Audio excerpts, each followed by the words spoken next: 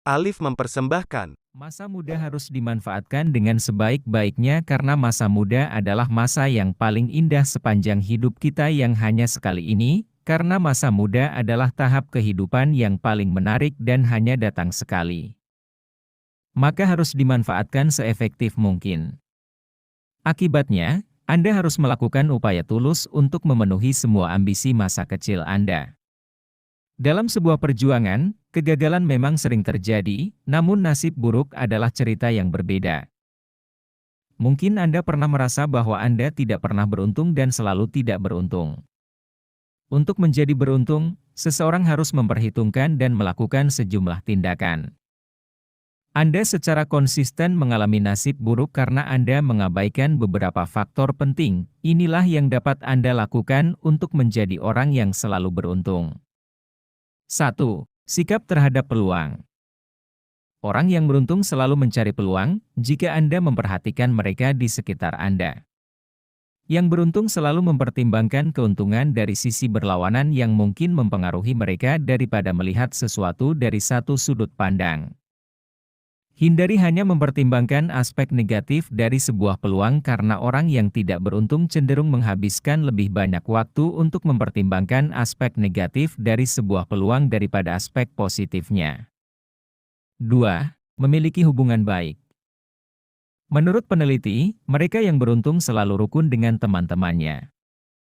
Agar beruntung, yang perlu Anda lakukan hanyalah bersikap baik, ramah, dan sopan kepada orang lain. Anda tidak harus mendekati semua orang.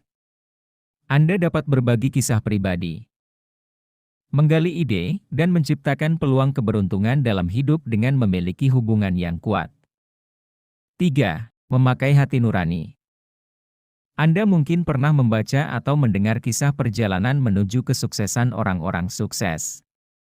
Ternyata trik mereka untuk mendapatkan keberuntungan adalah terus-menerus mengandalkan intuisi daripada angka di atas kertas. Orang yang beruntung selalu menentang arus dan melakukan apa yang tampaknya benar. Anda harus berlatih meditasi, introspeksi, dan aktivitas lain semacam itu untuk meningkatkan perasaan. Anda lebih dipengaruhi oleh hati nurani Anda daripada pendapat orang lain saat mengambil keputusan. 4. Jangan terlalu dipikirkan. Penyebab seseorang merasa sial atau tidak beruntung adalah merasa depresi karena memikirkan sesuatu secara berlebihan. Ketika sesuatu hal yang berjalan tidak sesuai keinginan atau merugikan diri sendiri, maka mereka akan gelisah dan memikirkannya secara terus-menerus sehingga bisa mengganggu pikiran. Jika iya, tarik napas dalam-dalam dan mulailah berpikir dengan baik. Keberuntungan tidak akan menghampiri orang-orang yang berpikiran negatif. Anda abaikan apa yang sudah terjadi dan fokus ke masa depan untuk meraih impian. 5. Selalu ada kebaikan.